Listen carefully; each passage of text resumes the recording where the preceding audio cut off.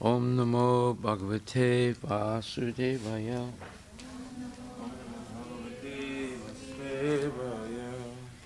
Janmad Yasya Yato Nivyad Itaratas Chartesu Avigyaswarat.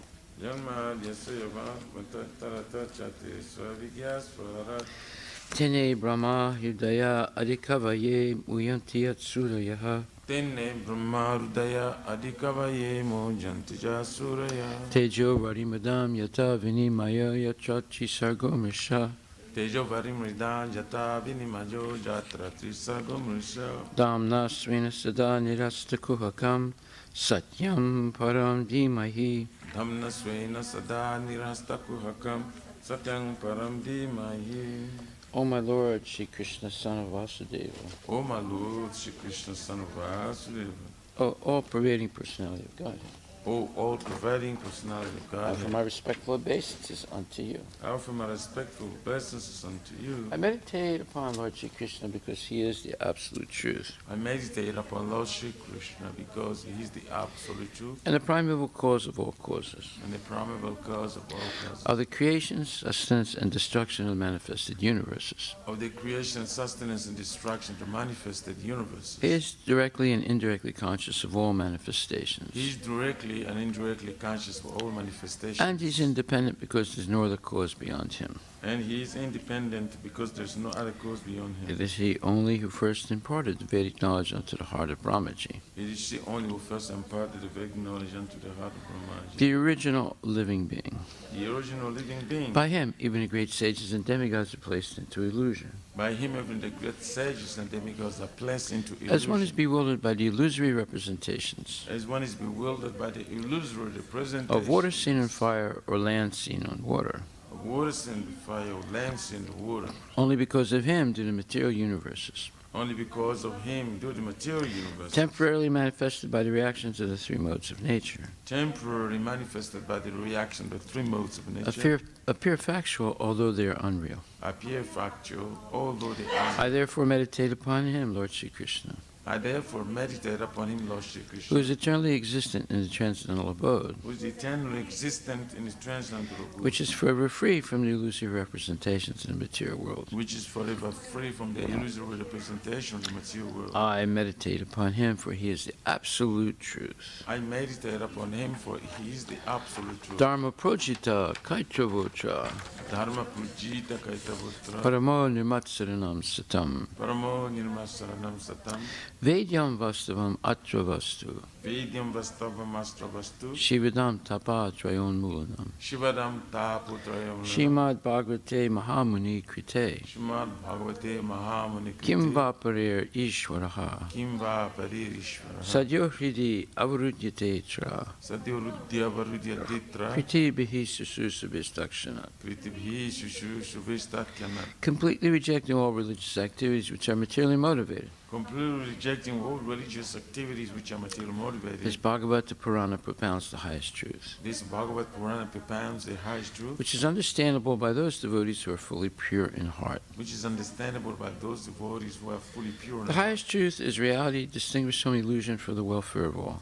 The highest truth, the reality distinguished from illusion for the welfare of Such all. truth uproots the threefold miseries. Such a truth uproots the threefold miseries. This beautiful Bhagavatam compiled by the great sage Vyasadeva in his maturity This beautiful Bhagavatam compiled by the great sage Vyasadeva in his maturity is sufficient in itself for God realization. is sufficient itself for God realization. What is the need of any other scripture? What is the need of the other As scripture? soon as one attentively and submissively hears the message of Bhagavatam, As soon as one attentively, submissively hears the message of Bhagavatam, by this culture of knowledge, by this college of the knowledge, Supreme Lord is established within his heart. the Supreme Lord is established within his heart. Nigama kalpataror galitam phalam Nigama kalpataror galitam phalam, sukumakad amrita dravya samyatam Sukamakhadamrita Dravasangam, pibata Bhagavatam rasam alayam Pibata Bhagavatam Rasamalayam, muhur aho raska bhuvi bhavakaha Muhura Horasika Bhuviva hookup.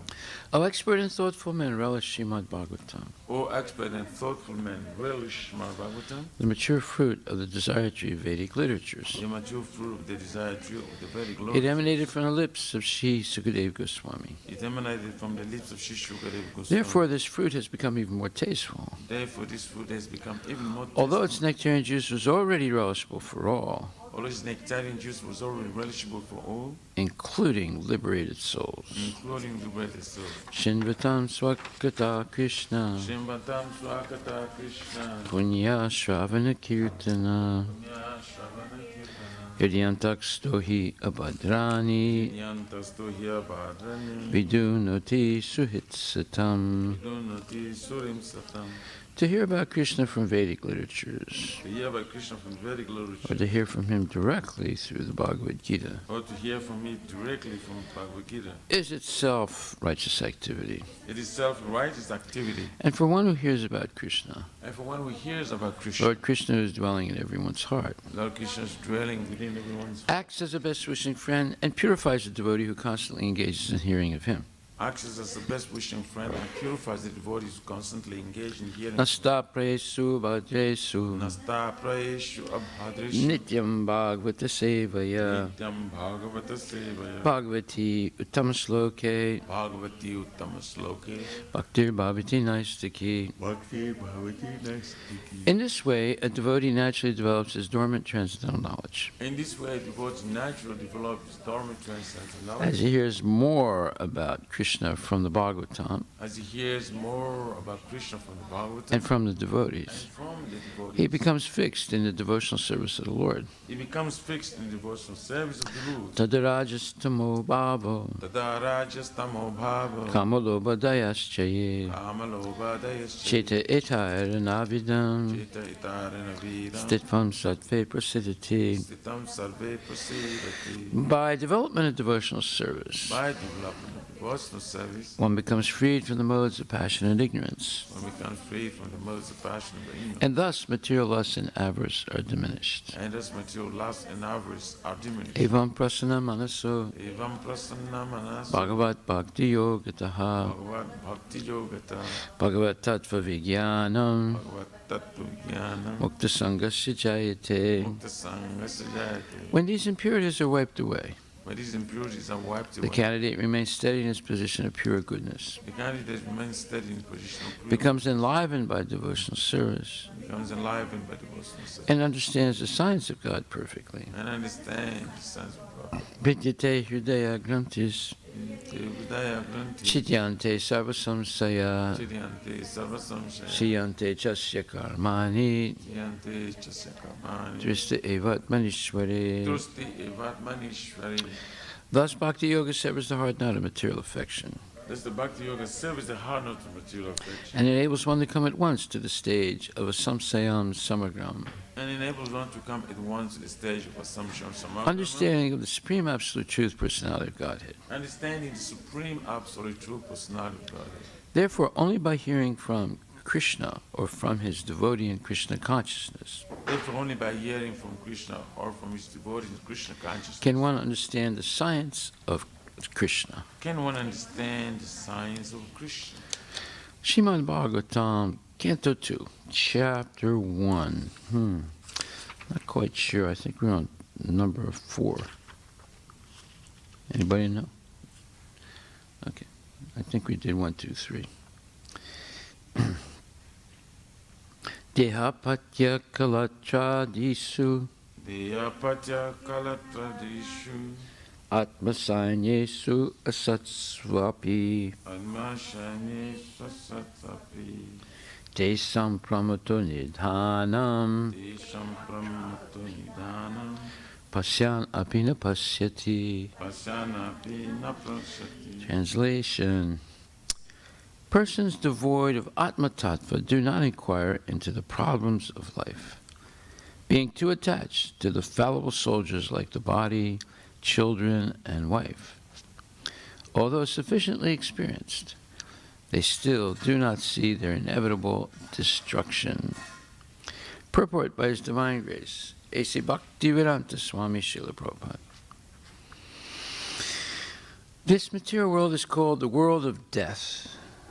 Every living being, beginning from Brahma, whose duration of life is some thousands of millions of years, down to the germs who live for a few seconds only, is struggling for existence.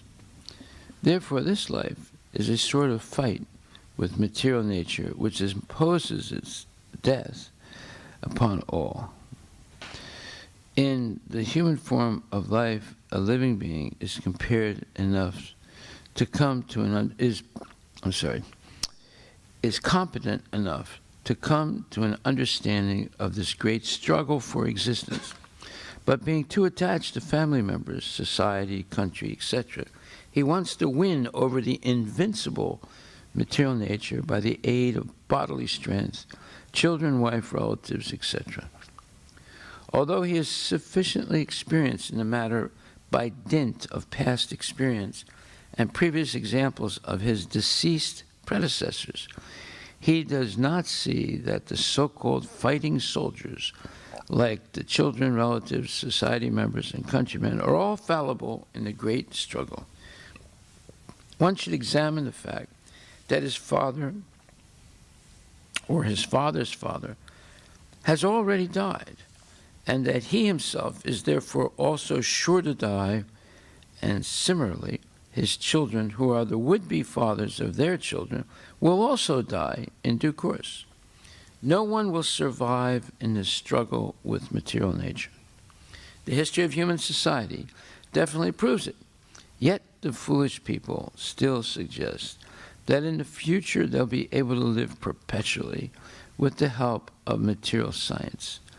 This poor fund of knowledge exhibited by human society is certainly misleading, and it is all due to ignoring the constitution of the living soul. This material world exists only as a dream due to our attachment to it. Otherwise, the living soul is always different from the material nature. The great ocean of material nature is tossing with the waves of time, and the so-called living conditions are something like foaming bubbles, which appear before us as bodily self. Wife, children, society, countrymen, etc. Due to a lack of knowledge of self, we become victimized by the force of ignorance and thus spoil the valuable energy of human life in a vain search after permanent living conditions, which are impossible in this material world. Our friends, relatives, and so-called wives and children are not only fallible, but also bewildered by the outward glamour of material existence. As such, they cannot save us. Still, we think that we are safe within the orbit of family, society, or country. The whole materialistic advancement of human civilization is like the decoration of a dead body. Everyone is a dead body, flapping only for a few days, and yet all the energy of human life is being wasted in the decoration of this dead body. Sukadeva Goswami is pointing out the duty of the human being after showing the actual position of bewildered human activities. Persons who are devoid of the knowledge of Atma Tattva are misguided, but those who are devotees of the Lord and have perfect realization of transcendental knowledge are not bewildered. Srila Prabhupada ki jai. Gaur Premanandi Haribol. Yes. That's all?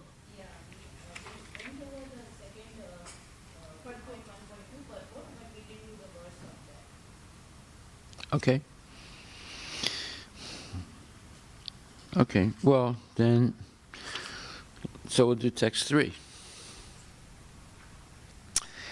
Nidraya hridaya hridyate naktam Nidraya Riyati Naktam Vyavayena Chavavaya Divayena Chavavaya Diva Charte Haya Rajan Divachati Hayarajan Kutumba Paranenava. Tumba Bharanenava. Translation: the lifetime of such an envious householder is passed at night, either in sleeping or in sex indulgence, and in the daytime, either in making money or maintaining family members. Purport by His Divine Grace A.C. Bhaktivedanta Swami Srila Prabhupada. The present human civilization is primarily based on the principles of sleeping and sex indulgence at night, and earning money in the day and spending the same for family maintenance. Such a form of human civilization is condemned by the Bhagavata school. Because human life is a combination of matter and spirit, soul, the whole process of Vedic knowledge is directed at liberating the spirits from the contamination of matter. The knowledge concerning this is called Atma Tattva. Those men who are too materialistic are unaware of this knowledge and are more inclined to economic development for material enjoyment. Such materialistic men are called karmis or fruitive laborers, and they are allowed regulated economic development or association of women.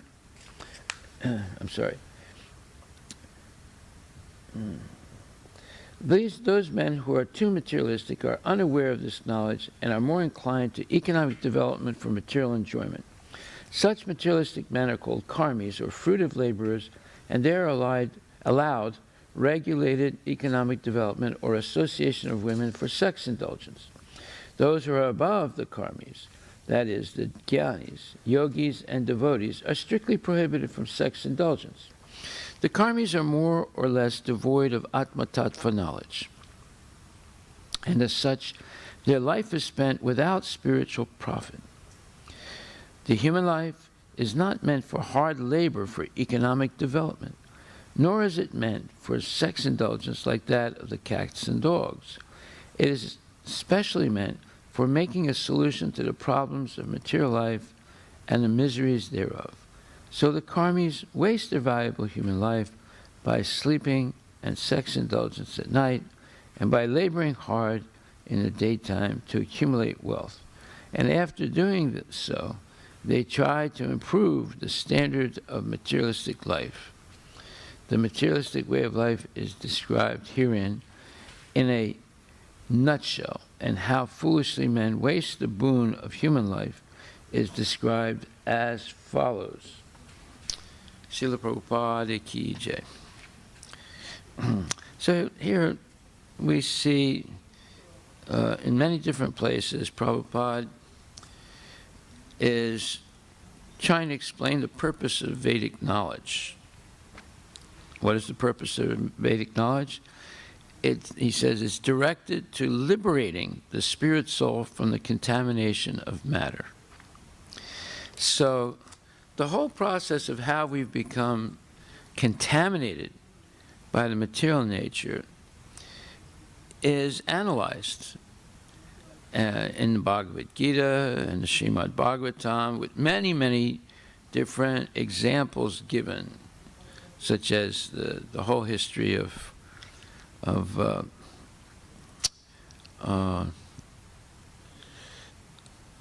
what's the name of that person? Anyway, I'll come back to that. So, the whole dilemma of Arjuna in the Bhagavad Gita is a struggle between the mundane concept of life and the spiritual concept of life. So, to show how difficult it is to convince a person of the spiritual concept of life, Krishna has to speak the entire Bhagavad Gita to Arjuna, point by point, chapter by chapter. Now, of course, it only took a half an hour to 1 hour for Krishna to explain Bhagavad Gita to Arjuna. When we recite Bhagavad Gita, we can't do it in less than 2.5 hours. So just imagine the speed at which Krishna explained this, and the fact that Arjuna understood it is amazing. It just shows how how smart Arjuna was.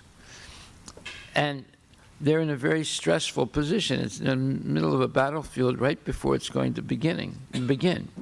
But yet Arjuna is asking all these significant questions, and Krishna is answering them. And Prabhupada said it didn't last more. It lasted between a half an hour and 1 hour. Huh? Oh, where did you see 45 minutes?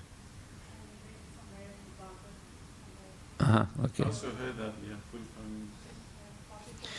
Well, I have a lecture, Prabhupada, he says a half an hour. Yeah. In other places, he says 1 hour. And maybe he says 45 minutes also. So the speed of the communication is incredible, and the ability of Arjuna to understand is incredible. In fact, he's also asking questions. So when we read or recite just the verses, not even the purports, it takes 2.5 hours. Sometimes 3 hours, depending how fast you can go. So we can see the exceptional qualifications of Arjuna and of course Krishna. So to understand how we become entangled in the material world is a big subject. And to understand how we can get rid of this entanglement is an even bigger subject. But basically, the recommendation that we've gone over many times is to hear the glories of the Lord. Now, most of the time we focus on, how we became entangled and all the negative points about Kali Yuga. But focusing more or refocusing more on hearing the transcendental pastimes of the Lord is the real solution. So this morning, I'm going to read from chapter 82 in the Krishna book. And it's Lord Krishna and Balaram meet the inhabitants of Vrindavana. Once upon a time, while Lord Krishna and Balaram were living peacefully in their great city of Dwarka, there was the rare occasion of a full solar eclipse, such as takes place at the end of every kalpa, or day of Brahma. At the end of every kalpa, the sun is covered by a great cloud, and incessant rain covers the lower planetary systems up to Swarga. Well, that's, like all the time in Seattle during the winter, right? So, by astronomical calculation, people were informed about this great eclipse prior to its taking place, and therefore everyone, both men and women, decided to assemble at the holy place in Kurukshetra known as Samanta Panchaka. The Samanta Panchaka pilgrimage site is celebrated because Lord Parasurama performed great sacrifices there for killing all the Kshatriyas in the world 21 times. When Lord Parasurama killed all the Kshatriyas, their accumulated blood flowed like a stream. Lord Parasuram dug 5 big lakes at Samanta Panchaka and filled them with this blood. Lord Parasurama is Vishnu Tattva. As stated in the Ishopanishad, Vishnu Tattva cannot be contaminated by any sinful activity. Yet, although Lord Parasuram is fully powerful and uncontaminated, in order to exhibit ideal character, he performed great sacrifices at Samanta Panchaka to atone for his so-called sinful killing of the Kshatriyas. By his example, Lord Parasurama established that the killing art, although sometimes necessary, is not good. Lord Parasurama considered himself culpable for the sinful killing of the Kshatriyas. Therefore, how much more culpable are we for such abominable, unsanctioned acts? Thus, from time immemorial, the killing of living entities is prohibited all over the world. Taking advantage, well, you can see, Prabhupada says in the Ten Commandments, one of them is, "Thou shalt not kill." And Prabhupada gives a short explanation of that. He says, if they put that in there, in the Ten Commandments, that means that people were killing too much at that time. And that was in what's called today the Middle East. So do you think that the same thing is true today, that people are killing too much? Yes. They're killing so many living entities, not only human beings. In fact, the ability to kill has improved. They can kill many more people now with all the weapons that they have, and it's going on regularly.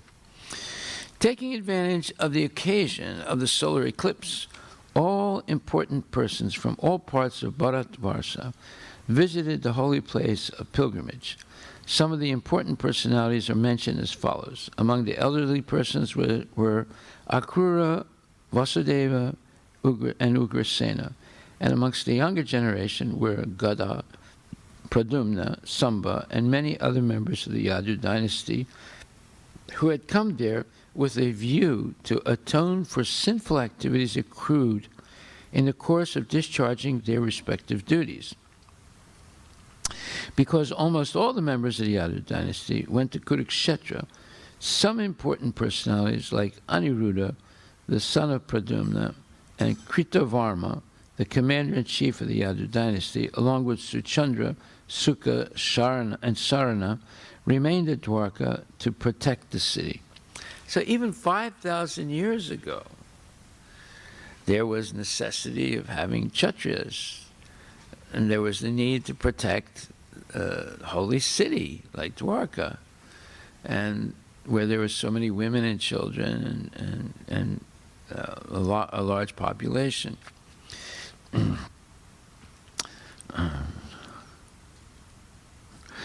All the members of the Yadu dynasty were naturally very beautiful, yet on this occasion, when they appeared duly decorated with gold necklaces and flower garlands, dressed in valuable clothing, and properly armed with their respective weapons, their natural beauty and personalities were 100 times enhanced.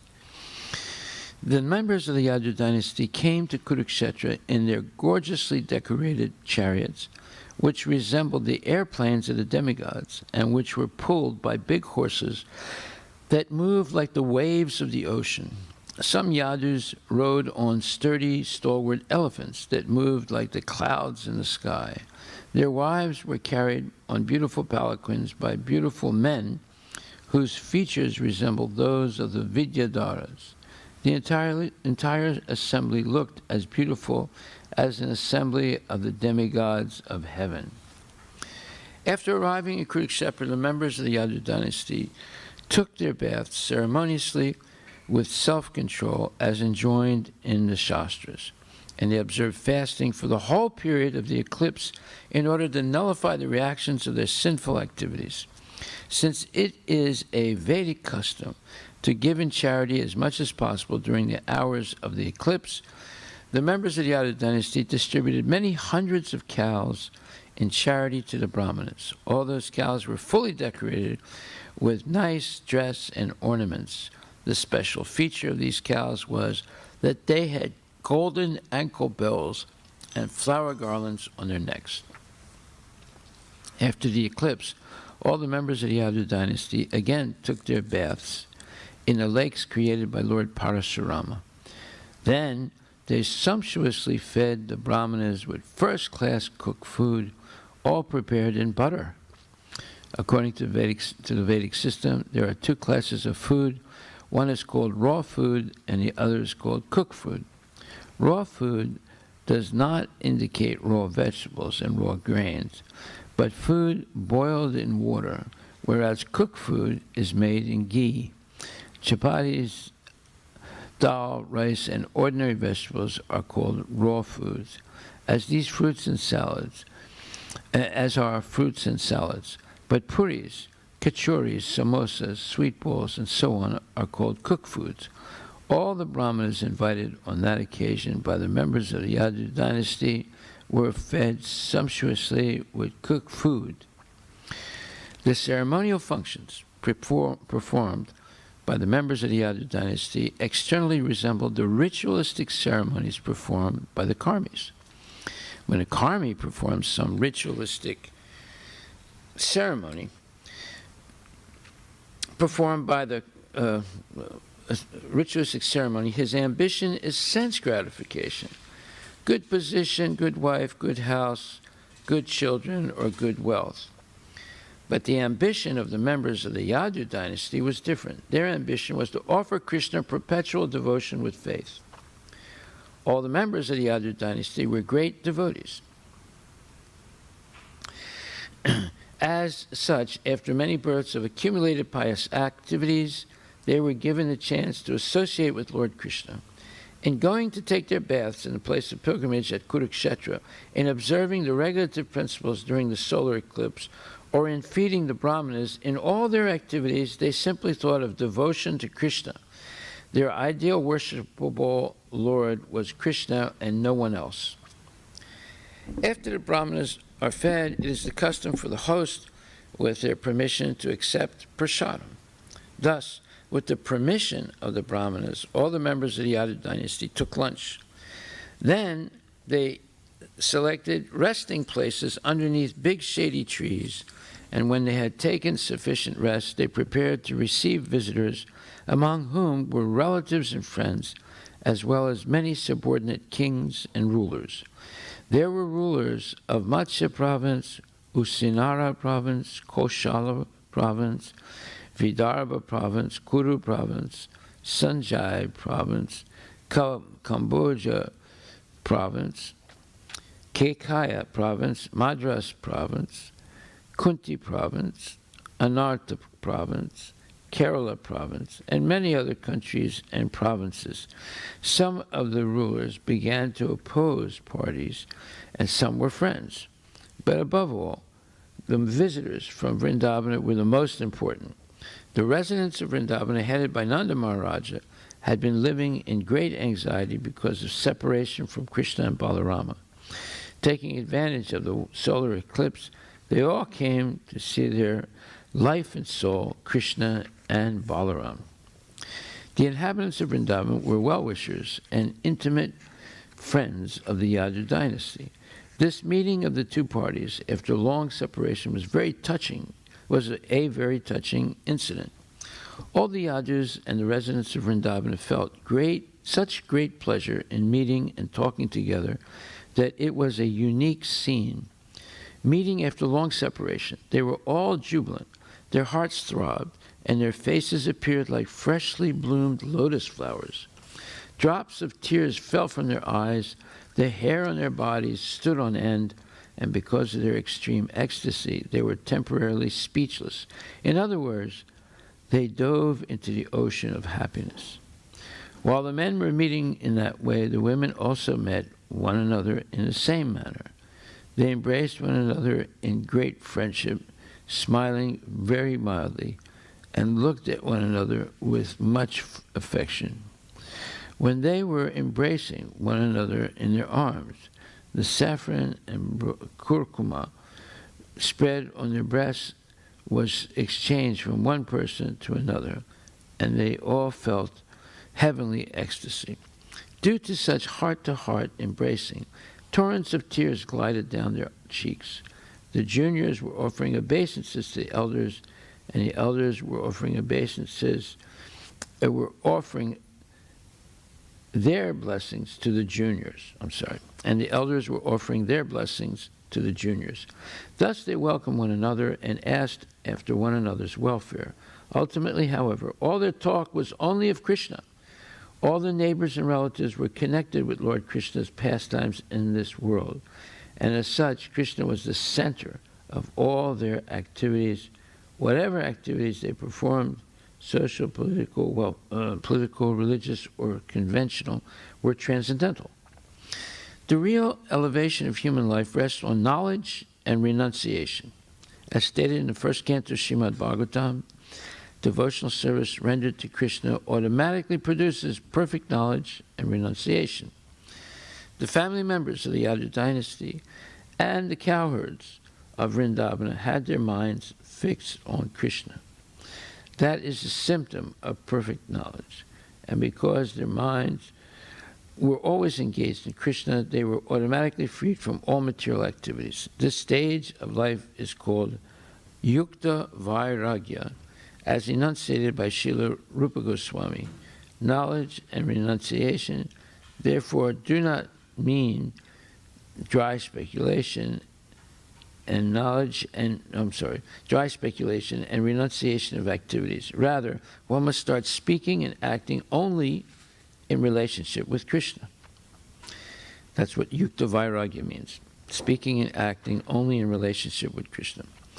In this meeting at Kurukshetra, Kunti Devi and Vasudeva, who were sister and brother, met after a long separation, along with their respective sons and daughters-in-law, children, and other family members. By talking among themselves, they soon forgot all their past miseries. Kunti Devi especially addressed her brother Vasudeva as follows: "My dear brother, I am very unfortunate because not one of my desires has ever been fulfilled. Otherwise, how could it happen that although I have such a saintly brother as you, perfect in all respects, you did not inquire from me as to how I was passing my days in a distressed condition of life?" It appears that Kunti Devi, that's the end of the quote. Now Prabhupada explains, it appears that Kunti Devi was remembering the miserable days when she had been banished with her sons through the mischievous plans of Dhritarashtra and Duryodhana. She continued, "My dear brother, I can understand that when providence goes against someone, even one's nearest relatives forget him. In such a condition, even one's father, one's mother, or one's own children will forget him. Therefore, my dear brother, I do not excuse you." Vasudeva replied to his sister, "My dear sister, do not be sorry, and do not blame me in that way. We should always remember that we are all only toys in the hands of providence." Providence means not the state providence, but it means it's the will of God. Everyone is under the control of the Supreme Personality of Godhead. It is under his control only that all kinds of fruitive actions and their reactions take place. My dear sister, you know that we were very much harassed by King Kamsa, and by his persecutions we scattered here and there. We were always full of anxieties. Only in the last few days have we returned to our places by the grace of God. After this conversation, Vasudeva and Ugrasena received the kings who came to see them, and they warmly welcomed them all. Seeing Lord Krishna present on that spot, all the visitors felt transcendental pleasure and became very peaceful. Some of the prominent visitors were as follows: Bhismadeva, Dronacharya, Dhritarashtra, Duryodhana, Gandhari, along with her sons. She had 100 sons. King Yudhishthira, along with his wife, and the Pandavas with their sons. King Yudhishthira, along with his wife, and the Pandavas along with Kunti, as well as Sanjaya, Vidura, Kripacharya, Kuntibhoja, Virata, Bhismaka, King Nagnajit, Purujit, Drupada, Salya, Drishtaketu, and the king of Kashi, Dharmagosa, Vishalaksha, and the king of Mithila, the king of Madras, formerly known as Madra, and the king of Kekaya, Yudamanyu, Susarma, Balika, along with his sons, and many other rulers subordinate to King Yudhishthira.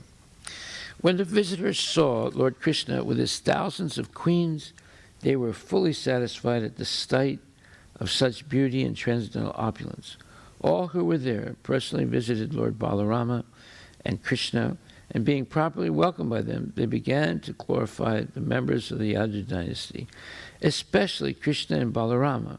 Because Ugrasena was the king of the Bhojas, he was considered the chief Yadu, and therefore the visitors specifically addressed him: "Your Majesty, Ugrasena, king of the Bhojas, factually the Yadus are the only persons within the world who are perfect in all respects.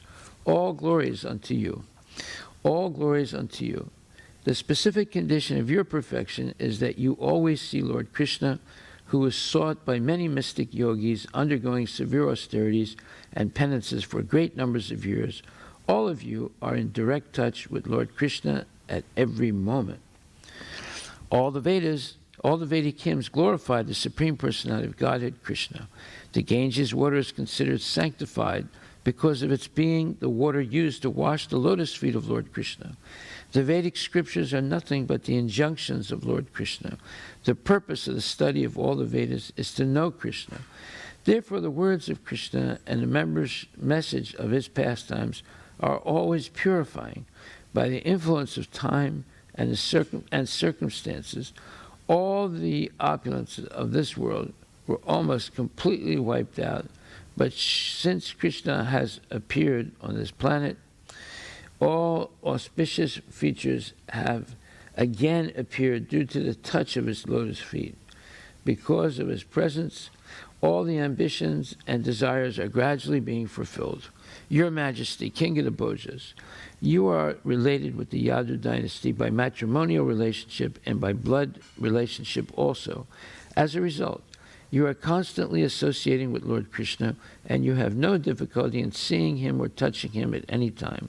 Lord Krishna moves with you, talks with you, sits with you, rests with you, and dines with you.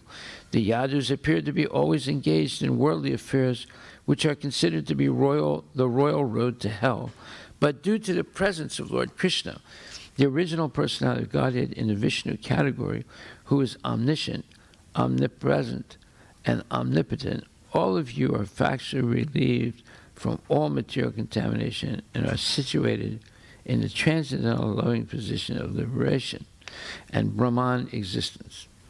When Nanda Maharaj and the other residents of Vrindavan had heard that Krishna would be present in Kurukshetra because of the solar eclipse, and that all the members of the Yadu dynasty would also be there, they had immediately prepared to go there. King Nanda, accompanied by his cowherd men, had loaded all their necessary paraphernalia on bullock carts. And all of the Vrindavan residents had come to Kurukshetra to see their beloved sons, Lord Balarama and Lord Krishna. When the cowherd men of Vrindavana arrived in Kurukshetra, all the members of the Yadu dynasty were most pleased. As soon as they saw the residents of Vrindavana, they stood up to welcome them and appeared to have regained their life. All the Yadus and Vrindavana residents had been very eager to meet, and when they actually came forward and met, they embraced one another to their heart's satisfaction and remained in embrace for a considerable time. As soon as Vasudeva saw Nanda Maharaj, Vasudeva jumped up and ran over to him and embraced him very affectionately. Vasudeva began to narrate his own past history, how he had been imprisoned by King Kamsa, how his babies had been killed, how immediately after Krishna's birth he had carried Krishna to the place of Nanda Maharaj, and how Krishna and Balaram had been raised by Nanda Maharaj and his queen, Yasoda.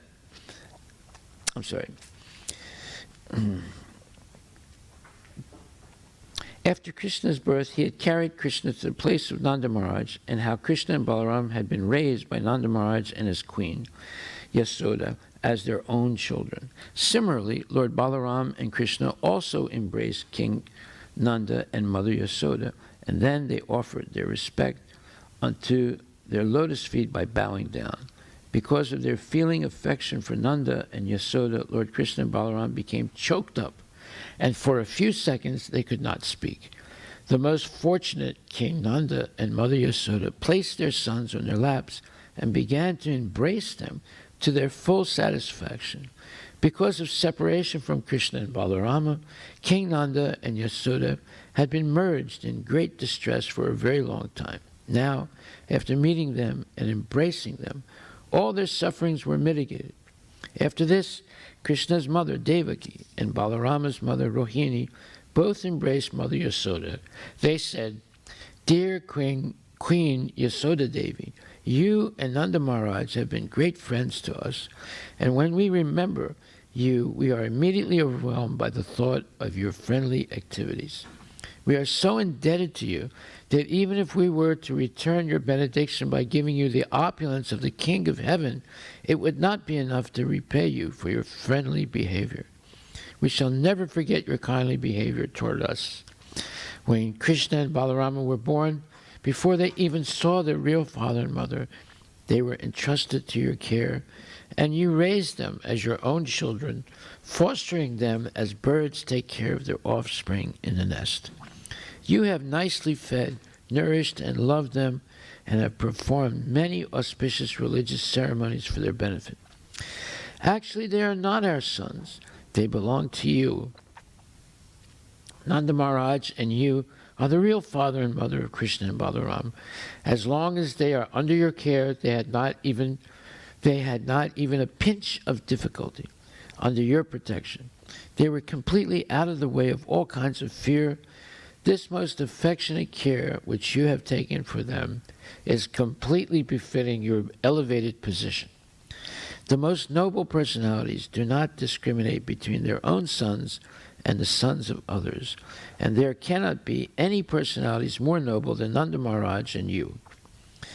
As far as the gopis of Vrindavana were concerned, from the very beginning of their lives, they did not know anything beyond Krishna. Krishna and Balaram were their life and soul. The gopis were so attached to Krishna that they could not tolerate not seeing him even momentarily when their eyelids blinked and impeded their vision. They condemned Brahma, the creator of the body, because he foolishly made eyelids which blinked and checked their seeing Krishna. Because they had been separated from Krishna for so many years, the gopis, having come along with Nanda Maharaj and Mother Yasoda, felt intense ecstasy upon seeing Krishna. No one can even imagine how eager the gopis were to see Krishna again. As soon as Krishna became visible to them, they took him inside their hearts through their eyes and embraced him to their full satisfaction. Even though they were embracing Krishna only mentally, they became so ecstatic and overwhelmed with joy that for the time being they completely forgot themselves. The ecstatic trance they achieved simply by mentally embracing Krishna is impossible to achieve even for great yogis constantly engaged in meditation on the Supreme Personality of Godhead. Krishna could understand that the gopis were rapt with ecstasy by embracing him in their minds, and therefore, since he is present in everyone's heart, he reciprocated the embracing from within. Krishna was sitting with Mother Yasoda and his other mothers, Devaki and Rohini, but when the mothers engaged in talking, he took the opportunity and went to a secluded place to meet the gopis. As soon as he approached the gopis, the Lord smiled, and after embracing them and inquiring about their welfare, he began to encourage them, saying, "My dear friends, you know that Lord Balaram and I left Vrindavana just to please our relatives and family members. Thus, we were long engaged in fighting with our enemies and were obliged to forget you, who were so much attached to me in love and affection.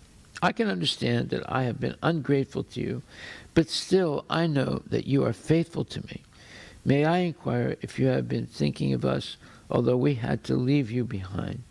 My dear gopis, do not dislike remembering me, considering me to have been ungrateful to you. Do you take my misbehavior with you very seriously? After all, you should know that it was not my intention to leave you.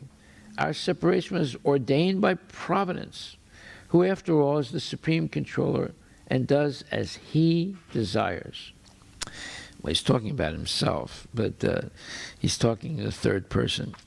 He causes the intermingling of different persons and again disperses them as he desires.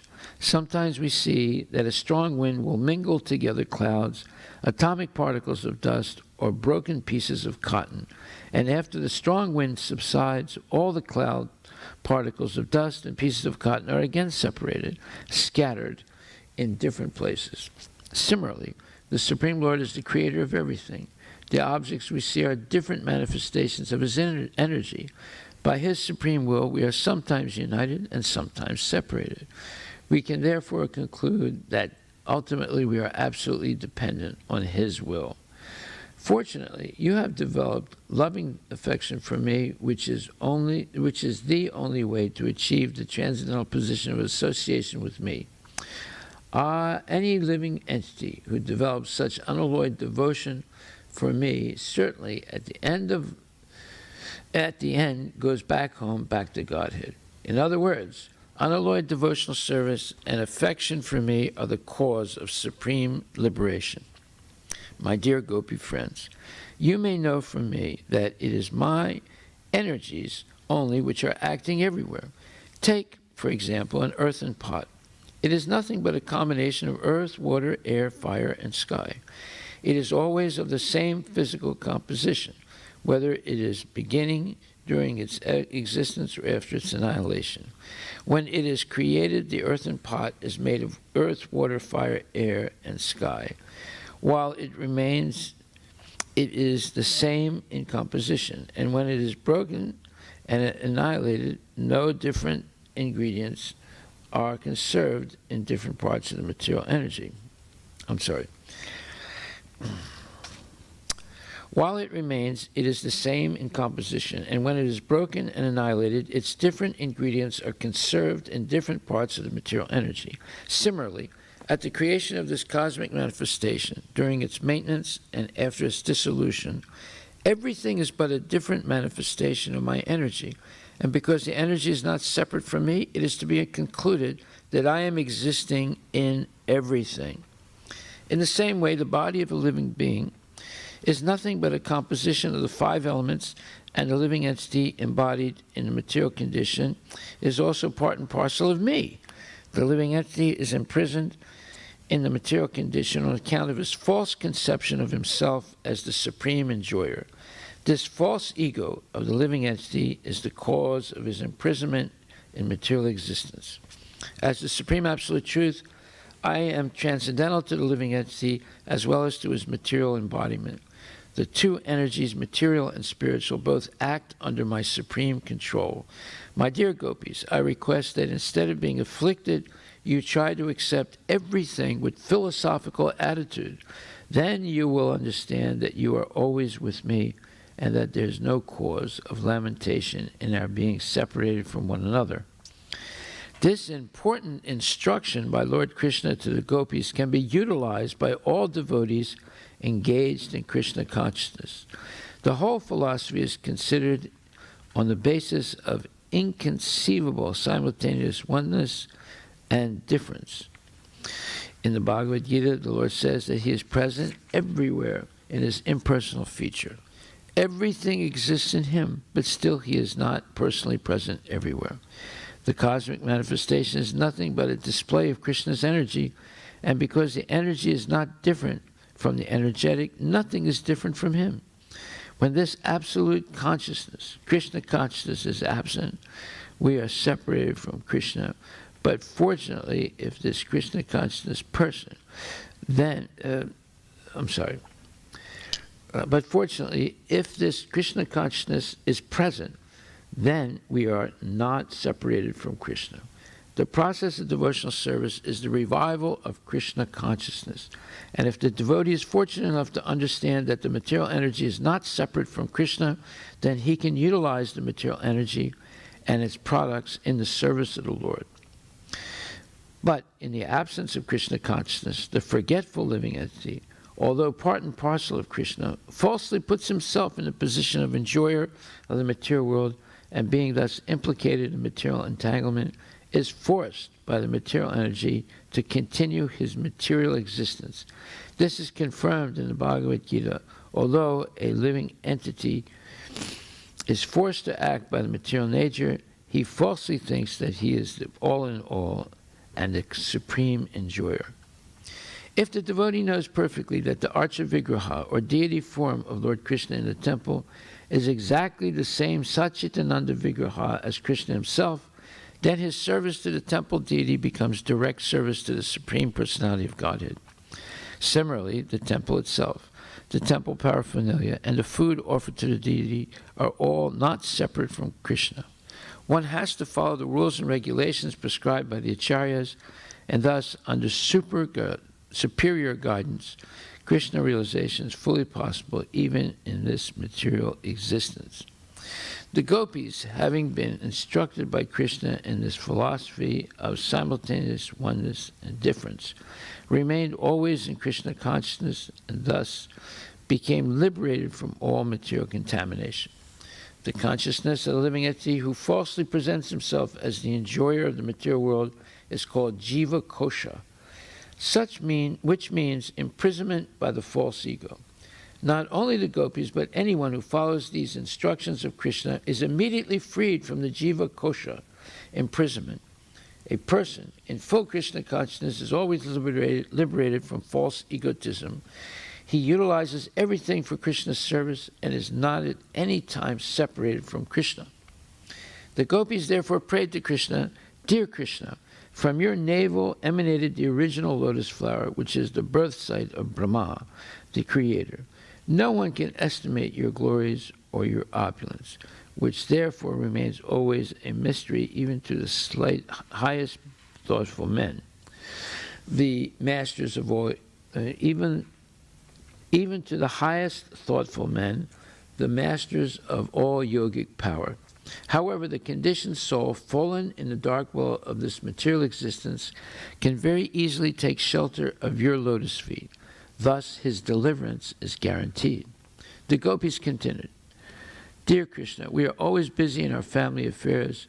We therefore request that you remain within our hearts as the rising sun. That will be your greatest benediction." The gopis are always liberated souls because they are fully in Krishna consciousness. They only pretend to be entangled in household affairs in Vrindavana because of their separation from Krishna. We might have asked them to return with him to his capital city, Dwarka, but the inhabitants of Vrindavana, the gopis, were not interested in the idea of going with Krishna to Dwarka. They wanted to remain busy in Vrindavana and thus feel the presence of Krishna in every step of their lives. They immediately invited Krishna to come back to Vrindavana. This transcendental emotional existence of the gopis is the basic principle of Lord Chaitanya's teaching.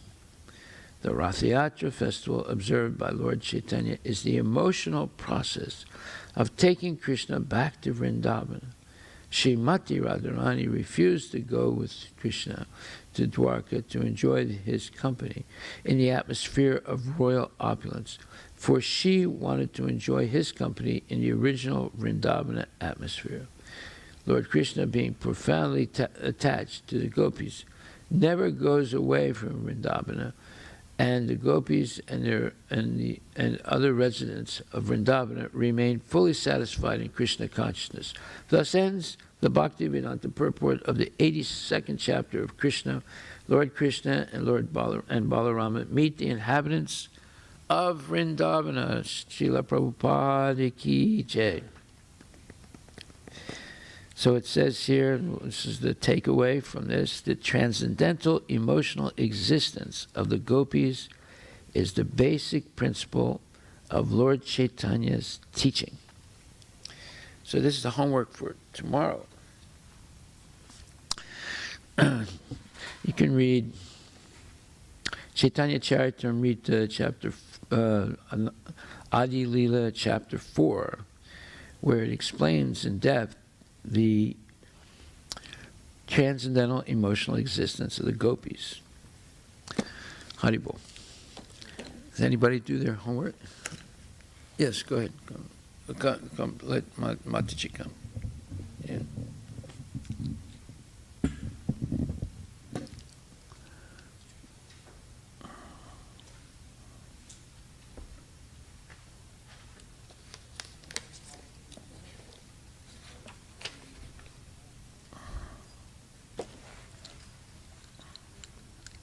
Question of yesterday's homework was Say louder. the question of yesterday's homework was, why did Lord Nityananda tell Krishnaraj Kaviraj Goswami to leave his brother's house and go to Vrindavan? Yes. So the Lord is influenced by his devotees, and he gives great importance to even the slightest display of attachment, bestowing upon them all that they desire. So Krishnaraj Kaviraj Goswami writes that by taking the part of Nityananda Prabhu's associate and chastising his brother, he won the blessings of Nityananda Prabhu himself. So Nityananda Prabhu came to him in a dream and ordered him to go to Vrindavan. O Krishnadas, have no fear, go to Vrindavan, for there you will attain all things. After saying this, he indicated the way to Vrindavan by waving his hand and then disappeared with his associates. It's in the Caitanya Charitamrita 1, Adilila 5.195. By Lord Nityananda's mercy, Krishnaraj Kaviraj Goswami attained the shelter at the lotus feet of Sri Rupa, Sanatana, and Raghunath Das Goswami in Vrindavan. And he found the refugee of Sri Swarupa Damodara. By Lord Nityananda's mercy, he attained Sri Radha Govinda. Lord Nityananda showed him Sri Madana Mohana. So Krishna and gave him Sri Madana Mohana as his Lord and Master. Mahaprabhu's Vrindavan devotees approached Krishnadas Kaviraj asking him to write down a full version of these pastimes, for if it were not done, they would be forgotten. Krishnadas Kaviraj Goswami then went to the deity of Madana Mohana and asked him for permission to do as he had been asked. In front of all the prominent contemporary members of the Gaudiya community in Vrindavan, the garland fell from Madana Mohana's neck. This was taken by all who were present as a sign of the Lord's approval, and they let out a joyous cheer.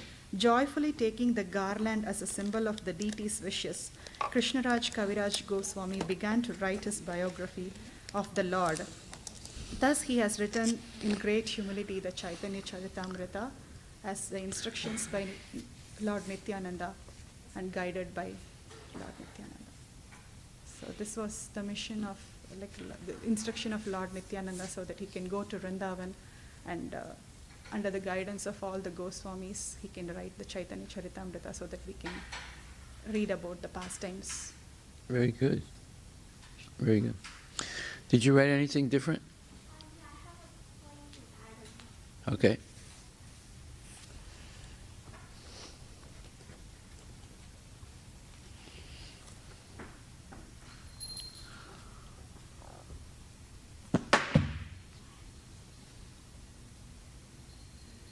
Speak loudly into the microphone. So Krishnadas Kaviraj Goswami Maharaj had won the blessing and mercy of Lord Nityananda Prabhu by chastising his brother, who was disrespectful toward the Lord Nityananda. Lord Nityananda's associate Meena Ketan Ramdas, Krishnadas Kaviraj had strong faith in Krishnadas Kaviraj Goswami's brother had strong faith in Mahaprabhu, but had lacked faith in Nityananda Prabhu, and being disrespectful to the associate of Meena Ketan Ramdas, who became angry and broke the flute and left. With the result of this curse was the Krishnadas brother was doomed, fell down from the path of bhakti, even to Mahaprabhu, which he had earlier had the strong faith. Completely losing any devotional attitude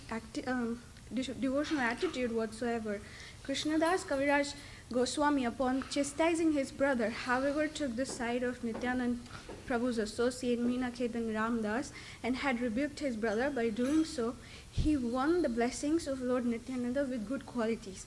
Now the point here is, at that night, like Mataji mentioned, Lord Nityananda came in the dream in the town, the village called Jamadpur, where he lived with his brother, and the Lord ordered Krishnadas Kaviraj Goswami to go to Vrindavan.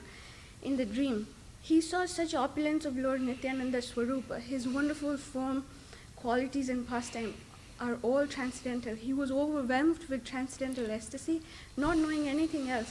Then Lord Nityananda smiled and spoke as follows: "Don't be afraid, O Krishnadas.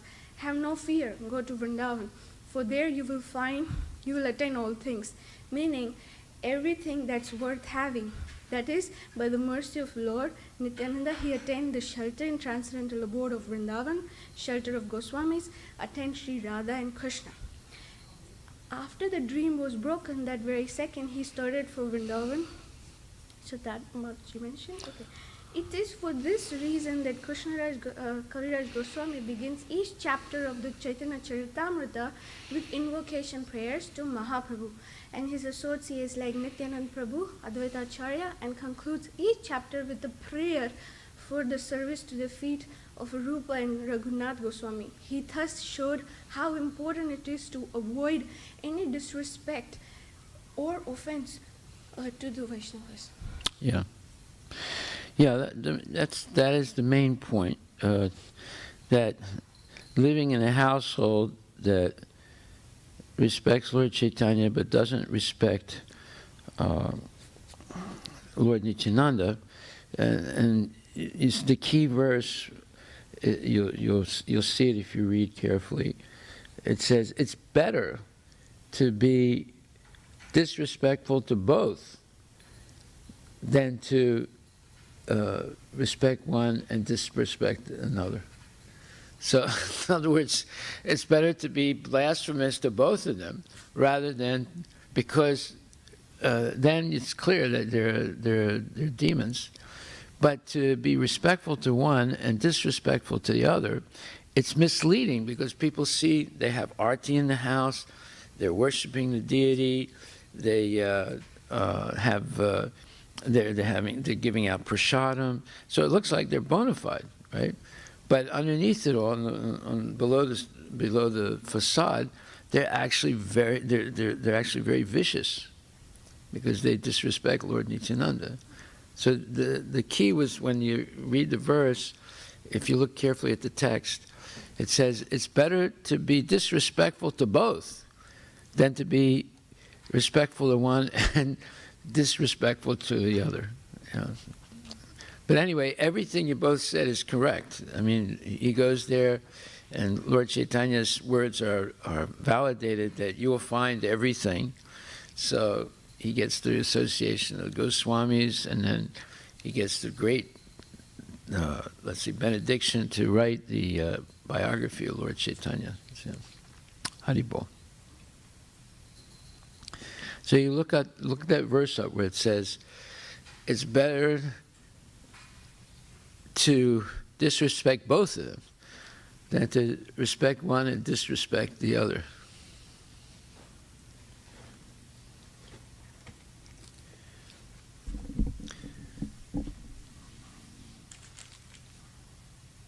You see that? I was typing in so I can look it. Yeah, look it up. Yeah, okay.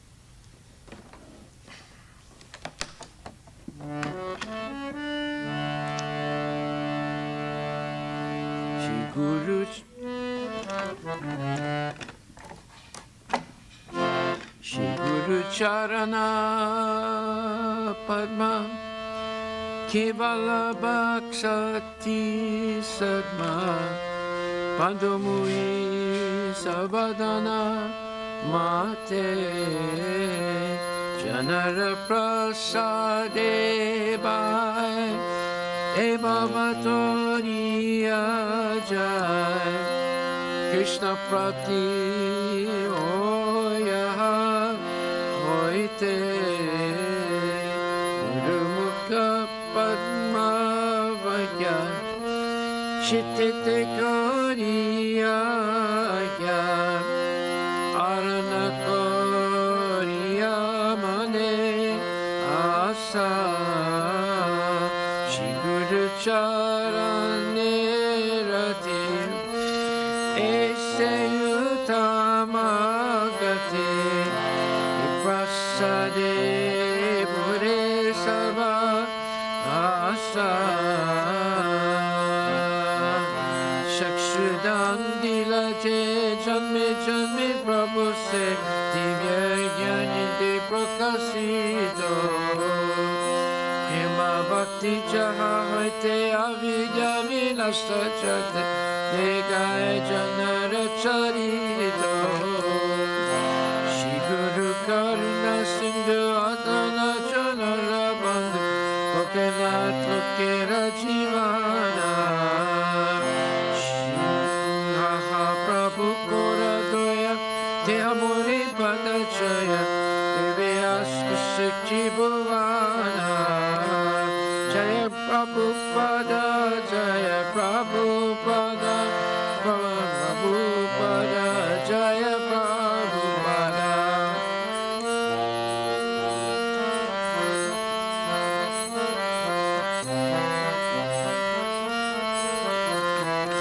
Jaya Prabhupada Jaya Prabhupada Prabhupada Jaya Prabhupada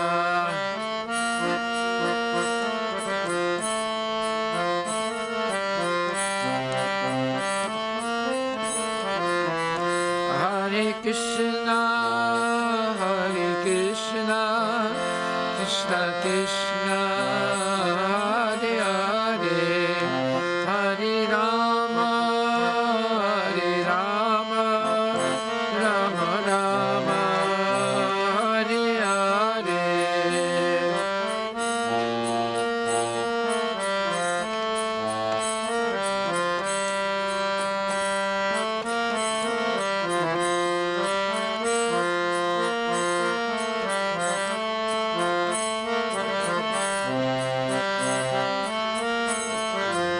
Jaya Prabhupada Patita Pavana Ki Jai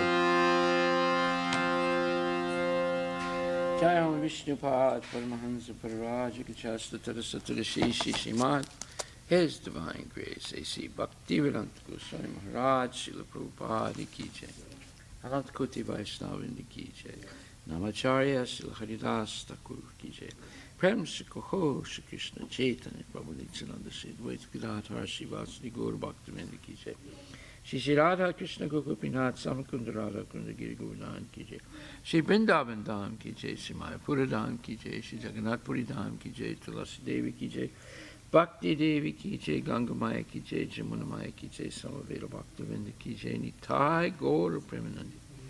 All glories to assembled devotees, all glories to assembled devotees, all glories to assembled devotees, all glories to Shri Guru and Shri Guranga, all glories to Srila Prabhupada, Patita Pavana Ki Jai.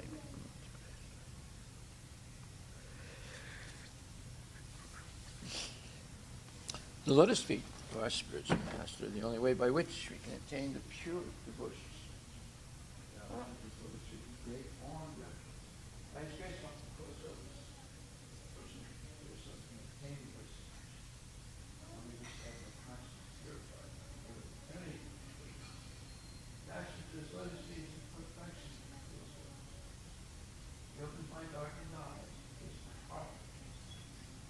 He is my Lord, from him ecstatic friend, life is destroyed. The Vedic scriptures say this. My spiritual master, Krishna must be Lord Master. O Master, be merciful. Bless the shade of your famous place I hope to take something with the scriptures. Sela Prabhupada.